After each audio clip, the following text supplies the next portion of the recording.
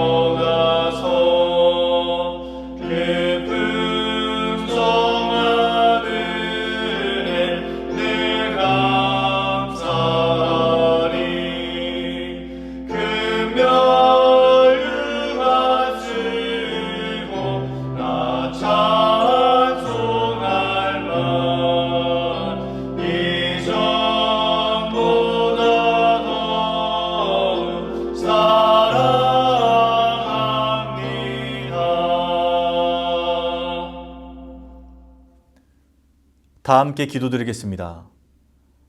사랑과 은혜가 충만하신 하나님 아버지, 오늘도 우리에게 귀한 하루를 선물해 주시니 감사합니다.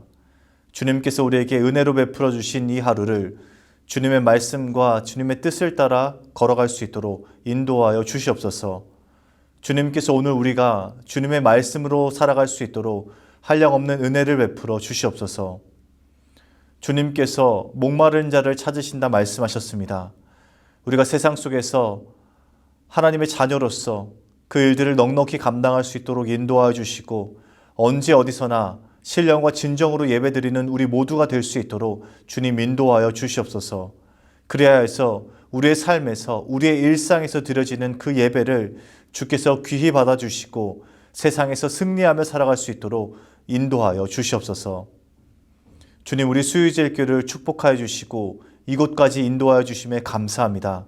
주님, 이제 우리가 미래를 내다보고 앞을 그리며 나아갈 수 있도록 인도하여 주옵소서.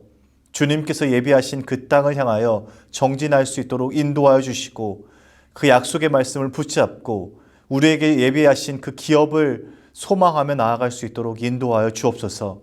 그래야 해서 주님께서 우리를 위하여서 예비하신 그 땅에 우리가 넉넉히 들어가고도 남을 만한 우리 모두가 될 수 있도록 인도하여 주시옵소서. 그 일을 위하여서 우리 조윤서 담임 목사님과 모든 성도들이 한마음 한뜻이 되어 담대하게 말씀을 붙잡고 한 걸음 한 걸음 나아갈 수 있도록 인도하여 주시옵소서. 이제 주님께서 허락하신 말씀의 자리로 나아갑니다. 오늘도 우리의 삶에 이 말씀이 충만하게 역사할 수 있도록 인도하여 주옵소서. 감사드리며 우리 구주 예수 그리스도 이름으로 기도드립니다. 아멘. 오늘 통독할 말씀은 신명기 19장입니다. 내 하나님 여호와께서 이 여러 민족을 멸절하시고 내 하나님 여호와께서 그 땅을 내게 주심으로 내가 그것을 받고 그들의 성읍과 가옥에 거주할 때에 내 하나님 여호와께서 내게 기업으로 주신 땅 가운데에서 새 성읍을 너를 위하여 구별하고 내 하나님 여호와께서 내게 기업으로 주시는 땅 전체를 새 구역으로 나누어 길을 닫고 모든 살인자를 그 성읍으로 도피하게 하라. 살인자가 그리로 도피하여 살만한 경우는 이러하니 곧 누구든지 본래 원한이 없이 부지 중에 그의 이웃을 죽인 일, 가령 사람이 그 이웃과 함께 벌목하러 삼림에 들어가서 손에 도끼를 들고 벌목하려고 찍을 때에 도끼가 자루에서 빠져 그의 이웃을 맞춰 그를 죽게 함과 같은 것이라. 이런 사람은 그 성읍 중 하나로 도피하여 생명을 보존할 것이니라. 그 사람이 그에게 본래 원한이 없으니 죽이기에 합당하지 아니하나 두렵건대 그 피를 보복하는 자의 마음이 복수심에 불타서 살인자를 뒤쫓는데 그 가는 길이 멀면 그를 따라 잡아 죽일까 하노라. 그러므로 내가 내게 명령하기를 새 성읍을 너를 위하여 구별하라 하노라. 내 하나님 여호와께서 내 조상들에게 맹세하신 대로 내 지경을 넓혀 내 조상들에게 주리라고 말씀하신 땅을 다 내게 주실 때 또 너희가 오늘 내가 너희에게 명하는 이 모든 명령을 지켜 행하여 내 하나님 여호와를 사랑하고 항상 그의 길로 행할 때에는 이 셋 외에 새 성읍을 더하여 내 하나님 여호와께서 내게 기업으로 주시는 땅에서 무죄한 피를 흘리지 말라. 이같이 하면 그의 피가 내게로 돌아가지 아니하리라. 그러나 만일 어떤 사람이 그의 이웃을 미워하여 엎드려 그를 기다리다가 일어나 상처를 입혀 죽게 하고 이 한 성읍으로 도피하면 그 본성읍 장로들이 사람을 보내어 그를 거기서 잡아다가 보복자의 손에 넘겨 죽이게 할 것이라. 내 눈이 그를 긍휼히 여기지 말고 무죄한 피를 흘린 죄를 이스라엘에서 제하라. 그리하면 내게 복이 있으리라. 내 하나님 여호와께서 내게 주어 차지하게 하시는 땅, 곧 내 소유가 된 기업의 땅에서 조상이 정한 내 이웃의 경계표를 옮기지 말지니라. 사람의 모든 악에 관하여 또한 모든 죄에 관하여는 한 증인으로만 정할 것이 아니요 두 증인의 입으로나 또는 세 증인의 입으로 그 사건을 확정할 것이며 만일 위증하는 자가 있어 어떤 사람이 악을 행하였다고 말하면 그 논쟁하는 쌍방이 같이 하나님 앞에 나아가 그 당시의 제사장과 재판장 앞에 설 것이요 재판장은 자세히 조사하여 그 증인이 거짓 증거하여 그 형제를 거짓으로 모함한 것이 판명되면 그가 그의 형제에게 행하려고 꾀한 그대로 그에게 행하여 너희 중에서 악을 제하라. 그리하면 그 남은 자들이 듣고 두려워하여 다시는 그런 악을 너희 중에서 행하지 아니하리라. 내 눈이 긍휼히 여기지 말라. 생명에는 생명으로, 눈에는 눈으로, 이에는 이로, 손에는 손으로, 발에는 발로이니라. 아멘. 신명기 19장 1절에서 13절 말씀을 통해 도피성에 담긴 하나님의 마음이란 제목으로 말씀 전하겠습니다. 오늘 신명기 19장 말씀은 하나님의 세밀한 마음이 잘 담겨 있는 말씀입니다. 간혹 어떤 분들은 하나님의 뜻이 무엇이냐 잘 모르겠다 말씀하시는 분들이 있습니다. 하나님의 마음이 무엇인지, 하나님의 뜻이 무엇인지 궁금해하는 것인데요. 이 궁금증에 대한 대답은 바로 하나님의 말씀에 답이 있다라는 겁니다. 하나님의 뜻과 하나님의 마음은 당연히 하나님이 하신 말씀에 담겨 있습니다. 그리고 특별히 하나님께서 이스라엘에게 주신 그 율법만 잘 들여다보아도 하나님의 마음을 이해할 수 있습니다. 오늘 말씀도 마찬가지입니다. 이 짧은 말씀에 기록된 내용만 잘 들여다보아도 하나님의 마음과 하나님의 뜻이 어디에 있는지 알 수 있습니다. 율법은 결코 하나님의 강압적인 명령이 아닙니다. 율법에는 하나님의 마음이 담겨 있습니다. 하나님께서 이스라엘에게 이렇게 했으면 좋겠다라는 것들을 율법으로 주셨습니다. 그러니까 당연히 그 율법에는 하나님이 원하시는 삶의 모습들이 담겨 있습니다. 이 땅에서 살아가는 그 하나님께서 원하시는 하나님의 백성으로서의 모습이 그 율법에 담겨 있는 것이죠. 그렇게 율법은 그 안에 담겨 있는 하나님의 뜻이 무엇인지 이해하는 것이 중요합니다. 그저 문자와 조항으로만 본다면 하나님의 그 깊은 뜻을 이해할 수 없습니다. 하나님께서 왜 이 말씀을 주셨고 이 법을 지키라 명령하셨는지 그 마음을 이해하는 것이 중요합니다. 오늘 본문은 도피성에 관한 말씀을 다루고 있습니다. 기억이 나시는 분들이 있으실 텐데요. 이스라엘은 이미 요단 동편을 점령하고 도피성으로 세 성을 구별했습니다. 신명기 4장 41절에서 43절에 그 말씀이 기록되어 있습니다. 우리 기억을 떠올리기 위해서 이 말씀을 같이 한번 읽어보겠습니다. 그때 모세가 요단 이쪽 해돋는 쪽에서 세 성읍을 구별하였으니 이는 과거에 원한이 없이 부지 중에 살인한 자가 그곳으로 도피하게 하기 위함이며 그중 한 성읍으로 도피한 자가 그의 생명을 보존하게 하기 위함이라. 하나는 광야 평원에 있는 베셀이라 르우벤 지파를 위한 것이요 하나는 길르앗 라못이라 갓 지파를 위한 것이요 하나는 바산 골란이라 므낫세 지파를 위한 것이었더라. 하나님께서는 부지 중에 살인한 자가 도피할 수 있도록 도피성을 마련하라 말씀하십니다. 그래서 이스라엘은 요단 동쪽에 베셀, 길르앗 라못, 바산 골란이라는 새 도피성을 마련합니다. 그리고 이제 이스라엘이 가나안 땅에 들어가면 마찬가지로 거기에서도 새 성읍을 도피성으로 마련해야 했습니다. 하나님께서는 요단 동편에서처럼 서쪽 가나안 땅에서도 새 성을 도피성으로 구별하라 말씀하십니다. 실제로 도피성에 관한 이 말씀은 여호수아 20장에 성취됩니다. 여호수아는 갈레디 게데스, 세겜, 기럇 아르바를 도피성으로 구별합니다. 이렇게 됨으로써 요단 동쪽의 세 곳, 요단 서쪽의 세 곳이 도피성으로 마련됩니다. 그런데 사실 이 법을 보면 의아하다 생각할 수 있습니다. 하나님께서는 왜 사람을 죽인 그 살인자를 위하여 도피성을 만들라 말씀하셨을까? 인간적인 생각으로는 이 법이 잘 이해가 되지 않습니다. 그래서 이 도피성에 관한 내용은 말씀을 정확히 잘 들여다보아야 합니다. 그리고 이 안에 담긴 하나님의 참뜻을 이해해야 합니다.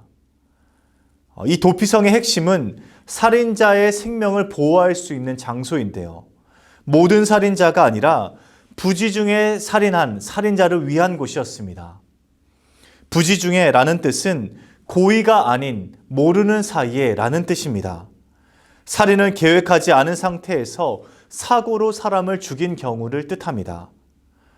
이 원어의 뜻은 그는 그를 이전에 미워하지 않았다라고 되어 있습니다. 살인 의도가 없었던 것이죠. 그리고 오늘 말씀에 그 예시가 기록되어 있습니다. 5절 말씀을 같이 한번 읽어보겠습니다. 가령 사람이 그 이웃과 함께 벌목하러 삼림에 들어가서 손에 도끼를 들고 벌목하려고 찍을 때에 도끼가 자루에서 빠져 그의 이웃을 맞춰 그를 죽게 함과 같은 것이라. 이런 사람은 그 성읍 중 하나로 도피하여 생명을 보존할 것이니라. 나무를 찍으려 하다가 도끼날이 빠져서 그의 동료를 맞추는 바람에 사망사고가 났다. 바로 이런 경우에 도피성으로 피해서 목숨을 보존할 수 있었습니다. 분명 살인을 계획하지 않았더라도 사람을 죽였기 때문에 그 죽은 사람의 가족이나 친척들은 슬픔과 분노에 가득 찼을 겁니다. 그 일이 부지중이었건 의도적이었건 그것은 중요하지 않았습니다. 그래서 기꺼이 살인자를 쫓아가서 복수하고자 했을 겁니다. 당시 이스라엘에는 죽은 자의 가장 가까운 사람이 살인자에게 보복할 수 있는 법이 있었습니다. 율법에는 눈에는 눈으로, 이에는 이로, 생명에는 생명으로 보복하는 동해 보복법이 기록되어 있죠. 그렇기에 도피성이 없다면 이 동해 보복법에 의해서 또 다른 피를 흘릴 수밖에 없었습니다. 하나님께서는 이러한 피의 보복 때문에 도피성을 만들고 도피성으로 갈 수 있는 길을 닦으라 말씀하십니다. 실수로 사람을 죽인 자가 그 복수자의 손에 의해서 무죄한 피를 흘리지 않도록 이 법을 마련하신 것이죠. 무죄한 자의 피를 흘리지 않기 위한 하나님의 말씀인 겁니다. 특별히 여호와께서 기업으로 주시는 땅에서 이런 일은 절대로 일어날 수 없었습니다. 거룩한 약속의 땅이기에 깨끗한 피를 흘려서는 안 되었고 죄가 없는 사람의 피, 무고한 사람이 죽는 일은 없어야 했습니다. 그래서 하나님께서는 도피성을 만들어서 무죄한 사람을 구원하고자 하셨습니다. 이처럼 도피성에는 생명을 소중하게 여기시고 그의 백성을 사랑하시는 하나님의 깊은 마음이 담겨 있습니다. 인간의 연약함을 아셨던 것이죠. 언제든지 실수할 수 있기 때문에 그러한 세밀한 상황까지 하나님께서 간섭하시고 개입하시고 율법으로 남겨두셨습니다. 이것이 바로 도피성에 담겨있는 하나님의 마음입니다. 그런데 만약 의도적으로 살인을 저지르고 이 도피성으로 도주한 사람은 어떻게 합니까? 이렇게 질문할 수 있죠. 그리고 이 질문에 대한 내용도 하나님께서 말씀으로 기록하고 있습니다. 오늘 본문 말씀 11절에서 13절까지 말씀을 보겠습니다. 그러나 만일 어떤 사람이 그의 이웃을 미워하여 엎드려 그를 기다리다가 일어나 상처를 입혀 죽게 하고 이 한 성읍으로 도피하면 그 본 성읍 장로들이 사람을 보내어 그를 거기서 잡아다가 보복자의 손에 넘겨 죽이게 할 것이라. 내 눈이 그를 긍휼히 여기지 말고 무죄한 피를 흘린 죄를 이스라엘에서 제하라. 그리하면 내게 복이 있으리라. 이 말씀은 도피성을 악용하고자 하는 이들을 막기 위한 법입니다. 그의 이웃을 미워하여 엎드려 그를 기다리다가, 이런 표현은 아주 계획적이고 의도적인 살인을 나타내고 있는 표현입니다. 이렇게 계획을 가지고 사람을 죽인 자가 도피성으로 도피한다면 이 살인자는 보복자의 손에 넘겨지게 됩니다. 죽임을 당한 사람의 가장 가까운 가족에게 그 살인자를 넘겨서 복수할 수 있도록 해주는 겁니다. 그리고 하나님께서는 말씀하십니다. 내 눈이 그를 긍휼히 여기지 말고 무죄한 피를 흘린 죄를 이스라엘에서 제하라. 그리하면 내게 복이 있으리라. 인간은 하나님의 형상을 담고 있기에 살인은 가장 큰 범죄입니다. 그리고 살인한 자는 가장 큰 형벌인 사형으로 다스려야 했습니다. 하나님께서는 이렇듯 부지 중에 살인한 자를 보호하기 위해서 도피성법을 만드셨고, 또 그 법을 악용하는 이들을 막기 위해서 세밀하게 법을 마련하셨습니다. 사실 도피성에 관한 말씀은 오늘 2023년을 살아가는 우리들에게는 어쩌면 필요하지 않은 말씀일지도 모릅니다. 도피성도 없을 뿐더러 우리는 살인과는 먼 삶을 살고 있고, 특별히 우리는 율법이 아닌 예수님께서 주신 복음으로 살아가는 사람들입니다. 그러나 우리는 도피성 말씀을 통해 그 말씀을 주신 하나님의 본뜻을 이해하고 하나님의 마음을 바라볼 수 있어야 합니다. 하나님은 인간의 연약함을 알고 계시고 인간의 악함까지 알고 계십니다. 그래서 그러한 상황에 처했을 때 하나님의 방법으로 그 상황을 헤쳐나갈 수 있도록 세밀하게 법을 마련해 주셨습니다. 하나님께서는 어제나 오늘이나 영원토록 우리의 삶에 이렇듯 깊이 개입하십니다. 그리고 이 땅 곳곳에서 하나님의 계획과 뜻이 나타나기를 원하시는 분입니다. 오늘 도피성 말씀을 통해 우리는 하나님의 마음을 확인했습니다. 하나님은 무죄한 자가 피를 흘리지 않길 원하십니다. 그렇다면 오늘날 무죄한 자가 피를 흘리는 것은 무엇일까요? 의도적으로 계획적으로 다른 이에게 피해를 주는 일은 무엇일까요? 우리는 직접적인 살인은 하지 않지만 살인보다 어쩌면 더한 죄를 지으며 살아갑니다. 그렇게 우리는 어떤 것이 우리 주변에 무죄한 사람들을 피 흘리게 하는 것인지 돌아보아야 합니다. 나아가서는 우리 교회가 과연 무죄한 사람들이 도피할 수 있고 보호받을 수 있는 그 도피성이 될 수 있는지 점검해 보아야 합니다. 사랑하는 수유제일교 성도 여러분, 우리는 하나님의 뜻과 마음을 이해하고 하나님께서 우리에게 원하시는 모습으로 살아가는 사람들입니다. 그렇게 살아가야 하는 사람들입니다. 오늘 도피성 말씀을 마음에 새기고 하나님의 말씀이 내 삶에 나타나게 해달라고 간구하시기 바랍니다. 그리고 그렇게 살아갈 수 있도록 지혜와 힘과 능력을 구하시기 바랍니다. 그렇게 될 때 우리 삶에서 하나님의 뜻과 계획과 마음이 나타나게 될 줄 믿습니다. 나의 삶에서 하나님의 뜻과 마음이 나타나는 삶을 살아가는 저와 여러분 되시길 주님의 이름으로 축복합니다. 사랑의 하나님, 오늘 말씀을 통해 하나님의 마음을 조금이나마 들여다볼 수 있게 하시니 감사합니다. 하나님은 우리의 삶에서 하나님의 뜻과 마음과 계획이 나타나길 원하시는 분입니다. 그리고 우리는 그렇게 살아가야 하는 사람들입니다. 주님, 우리가 하나님의 마음으로 이 땅에서의 삶을 살아갈 수 있도록 힘과 능력을 더하여 주시옵소서. 오늘 말씀을 우리 마음에 새기고 우리 주변에 무죄한 자들의 피가 흘러나지 않도록 주님께서 우리의 삶을 지켜주시옵소서.